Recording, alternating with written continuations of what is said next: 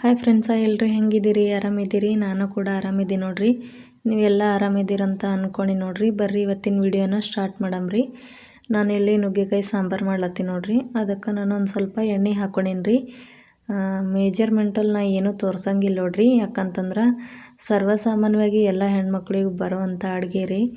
ಆದರೆ ನಾನು ನಿಮ್ಮ ಜೊತೆ ನನ್ನ ಜೀವನ ಶೈಲಿ ಹಂಚ್ಕೊಳ್ಳೋಕೆ ಇಷ್ಟಪಡ್ತೀನಿ ರೀ, ತೋರ್ಸೋಕೆ ಇಷ್ಟಪಡ್ತೀನಿ ನೋಡ್ರಿ.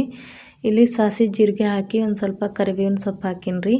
ಹಾಕಿ ಮತ್ತು ಒಂದು ಸ್ವಲ್ಪ ಬೆಳ್ಳುಳ್ಳಿ ಪೇಸ್ಟ್ ಹಾಕಿ ನೋಡ್ರಿ. ಬೆಳ್ಳುಳ್ಳಿ ಜಜ್ಜಿಟ್ಕೊಂಡಿದ್ರಿ ಅವು ಹಾಕಿ ಈಗ ನಾನು ಚಲೋ ಮಿಕ್ಸ್ ಮಾಡ್ಕೊತೀನಿ ನೋಡ್ರಿ ಫ್ರೆಂಡ್ಸ.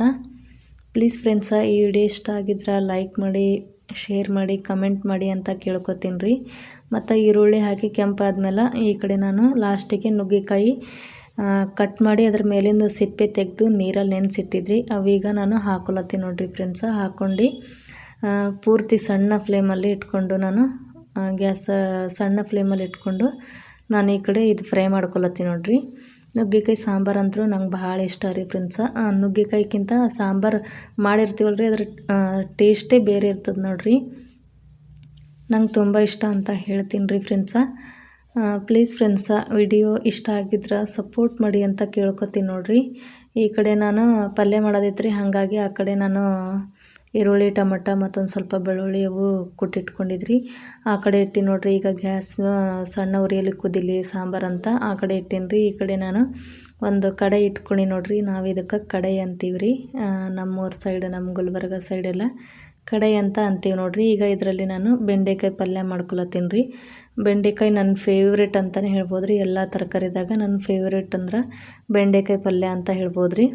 ಸೊಪ್ಪಿನ ಪಲ್ಯದಾಗ ಅಂದ್ರೆ ಸಬ್ಬಸಿಗೆ ಸೊಪ್ಪು, ಪುಂಡಿ ಪಲ್ಯ ಮತ್ತು ಮೆಂತಿ ಪಲ್ಯ ಇಷ್ಟ ನೋಡ್ರಿ ಫ್ರೆಂಡ್ಸ. ಸೊಪ್ಪಿನಾಗೂ ಪಲ್ಯ ವೆರೈಟಿ ಇಷ್ಟ ರೀ. ಆದ್ರೆ ತರಕಾರಿದಾಗ ಅಂದ್ರೆ ಫಸ್ಟ್ ನಂಗೆ ಬೆಂಡೆಕಾಯಿ ಇಷ್ಟ ನೋಡ್ರಿ. ಈ ಕಡೆ ಒಂದು ಸ್ವಲ್ಪ ಎಣ್ಣೆ ಹಾಕ್ಕೊಂಡು ಬೆಂಡೆಕಾಯಿ ಹುರ್ಕೊಂಡು ನೋಡ್ರಿ. ಹುರ್ಕೊಂಡಾದ್ಮೇಲೆ ಅದೇ ಕಡಾಯಿಯಲ್ಲಿ ಎಣ್ಣೆ ಹಾಕಿ ಒಂದು ಸ್ವಲ್ಪ ಜೀರಿಗೆ, ಸಾಸಿವೆ ಹಾಕಿ ಬೆಳ್ಳುಳ್ಳಿನ ಸಣ್ಣದಾಗಿ ಕುಟ್ಟಿಟ್ಕೊಂಡಿದ್ದೇವಲ್ಲ ರೀ, ಆ ಬೆಳ್ಳುಳ್ಳಿ ಹಾಕಿ ಒಂದು ಅರ್ಧ ದೊಡ್ಡ ಸೈಜಲ್ಲಿ ಇರುವಂಥ ಉಳ್ಳಾಗಡ್ಡಿ ಕಟ್ ಮಾಡ್ಕೊಂಡಿದ್ರಿ, ಬ್ಯಾಳಿಗೆ ಹಾಕೀನಿ ರೀ. ಮತ್ತು ಈ ಕಡೆ ಪಲ್ಯಕ್ಕೆ ಹಾಕ್ಕೊಂಡು ನೋಡ್ರಿ. ಮತ್ತೊಂದು ಸ್ವಲ್ಪ ಟೊಮೆಟೊ ರೀ ಹಾಕಿ ಇಷ್ಟನ್ನು ಹಾಕಿ ನಾನು ಲಾಸ್ಟಿಗೆ ಕಡಿಪತ್ತ ಹಾಕಿ ಸಣ್ಣ ಉರಿಯಲ್ಲಿ ನಾನು ಹುರ್ಕೊಳತ್ತೀನಿ ನೋಡ್ರಿ ಫ್ರೆಂಡ್ಸ. ಹುರ್ಕೊಂಡಾದ್ಮೇಲೆ ನಾನು ಈ ಕಡೆ ಅದು ವಿಡಿಯೋ ಕಟ್ ಆಗ್ಯದ್ರಿ. ನಾನು ವಿಡಿಯೋ ಮಾಡೋ ಟೈಮ್ನಾಗ ಅದು ಫೋನ್ ಬಂದಿತ್ತು, ಕಟ್ ಆಗ್ಯದ ನೋಡ್ರಿ. ಅದಕ್ಕೆ ಮತ್ತೊಂದು ಸ್ವಲ್ಪ ಖಾರ ಉಪ್ಪು ಹಾಕಿ ಆಮೇಲೆ ಲಾಸ್ಟಿಗೆ ಬೆಂಡೆಕಾಯಿ ಹಾಕಿ ಮಿಕ್ಸ್ ಮಾಡಿ ಒಂದು ಸ್ವಲ್ಪ ಕುದೀಲಿ ಅಂತ ಬಿಟ್ಟು ನೋಡ್ರಿ. ನೀರು ಅದೇನೂ ಹಾಕಿಲ್ರಿ. ಈ ಕಡೆ ರುಚಿಗೆ ತಕ್ಕಷ್ಟು ಉಪ್ಪು ಹಾಕೀನಿ ರೀ. ಸಾಂಬಾರ್ಗೆ ಹಾಕಿಬಿಟ್ಟು ಮುಚ್ಚಿ ನೋಡ್ರಿ. ನೋಡ್ಬೋದು ರೀ, ಬೆಂಡೆಕಾಯಿ ಈ ರೀತಿಯಾಗಿ ಬಂದದ್ದು ನೋಡ್ರಿ. ಈಗ ಇದಕ್ಕೆ ನಾನು ಏನೇನು ಹಾಕೋತೀನಿ ಅಂತಂದ್ರೆ ಶೇಂಗಾ ಏನು ನಾವು ಹುರಿದ್ಬಿಟ್ಟು ಪುಡಿ ಮಾಡ್ಕೊತೀವಲ್ಲ ರೀ, ಆ ಪುಡಿನ ಹಾಕೊಳತ್ತೀನಿ ನೋಡ್ರಿ. ನಾನು ಶೇಂಗಾ, ಎಳ್ಳು ಎರಡು ನಾನು ಹುರಿದು ಮಿಕ್ಸರಲ್ಲಿ ಮಿಕ್ಸ್ ಆಗಿ ನಾನು ಗ್ರೈಂಡ್ ಮಾಡ್ಕೊಂಡಿದ್ರಿ. ಆ ಪುಡಿನ ನಾನೀಗ ಹಾಕೊಳತ್ತೀನಿ ನೋಡ್ರಿ. ಹಾಕ್ಕೊಂಡ್ಬಿಟ್ಟು ಈಗ ಒಂದು ಸ್ವಲ್ಪ ನೀರು ಹಾಕೋತೀನಿ ರೀ. ಜಾಸ್ತಿ ಹಾಕಂಗಿಲ್ಲ ರೀ, ಒಂದು ಸ್ವಲ್ಪ ಜಾಸ್ತಿ ನೀರು ಹಾಕಿದ್ರೆ ಒಂಥರ ಈ ಲಳಿ ಪಲ್ಯ ಆಗ್ತದೆ ರೀ, ಬೆಂಡೆಕಾಯಿ ಪಲ್ಯ. ಅದಕ್ಕೆ ಜಾಸ್ತಿ ನೀರು ಹಾಕೋಕ್ಕೆ ಹೋಗ್ಬಾರ್ದು ನೋಡ್ರಿ.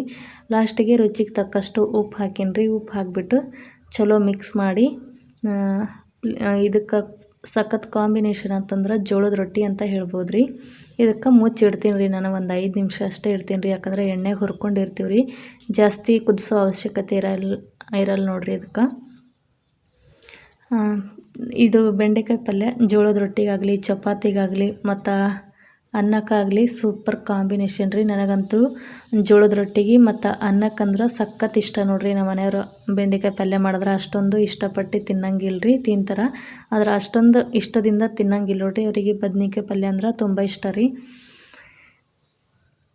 ಆ ಕಡೆ ನಾನು ಬ್ಯಾಳೆ ಸಾಂಬಾರು ಇದು ಹಾಕಕತ್ತೀನಿ ನೋಡ್ರಿ. ಹುಳಿ ಹಾಕ್ಲತ್ತೀನಿ ರೀ, ಹುಣಸೆ ಹಣ್ಣಿನ ಹುಳಿ ರೀ. ಹಾಕ್ಬಿಟ್ಟು ಒಂದು ಸ್ವಲ್ಪ ಕುದಿಸ್ಕೊಂಡು ನೋಡ್ರಿ. ನುಗ್ಗೆಕಾಯಿ ಅಂತೂ ಕುದ್ದಾವ ನೋಡ್ರಿ ಫ್ರೆಂಡ್ಸ. ಈ ಕಡೆ ಪಲ್ಯನೂ ರೆಡಿ ನೋಡ್ರಿ. ಯಾವ ರೀತಿಯಾಗಿ ಬಂದದಂತ ನೋಡ್ಬೋದು ರೀ ಫ್ರೆಂಡ್ಸ. ನನ್ನ ಫೇವ್ರೇಟ್ ಪಲ್ಯ ಅಂತ ಹೇಳ್ಬೋದು ರೀ. ನೋಡ್ರಿ ಎಷ್ಟು ಮಸ್ತಾಗಿ ಬಂದದ್ರಿ. ಈಗ ನಾನು ತಿಂದು ಟೇಸ್ಟ್ ನೋಡ್ತೀನಿ ನೋಡ್ರಿ. ಒಂದು ಸ್ವಲ್ಪ ಕೆಲಸದಿಂದ ಬಂದು ಡ್ರೆಸ್ ಚೇಂಜ್ ಮಾಡಿ ಮುಖನೂ ತೊಳೆದಿಲ್ಲ ರೀ. ಅಡುಗೆ ಮಾಡೋಕ್ಕೆ ನಿಂತು ನೋಡ್ರಿ. ಬಂದು ಪಾತ್ರೆ ಅದು ತೊಳೆದ್ಬಿಟ್ಟು ಕಸ ಗುಡಿಸಿ ಅಡುಗೆ ಮಾಡಕ್ಕೆ ನಿಂತೀನಿ ರೀ. ಅಡುಗೆ ಎಲ್ಲ ಆಗಿದ್ಮೇಲೆ ಕೈಕಾಲು ಮುಖ ತೊಳ್ಕೊಂಡು ಅಷ್ಟರಲ್ಲಿ ನಮ್ಮ ಮನೆಯವ್ರು ಬರ್ತಾರೆ ರೀ, ಊಟ ಮಾಡ್ತೀವಿ. ಬಾಯ್ ರೀ ಫ್ರೆಂಡ್ಸ, ಇವತ್ತಿನ ವಿಡಿಯೋ ಇಷ್ಟ ಆಗಿತ್ತು.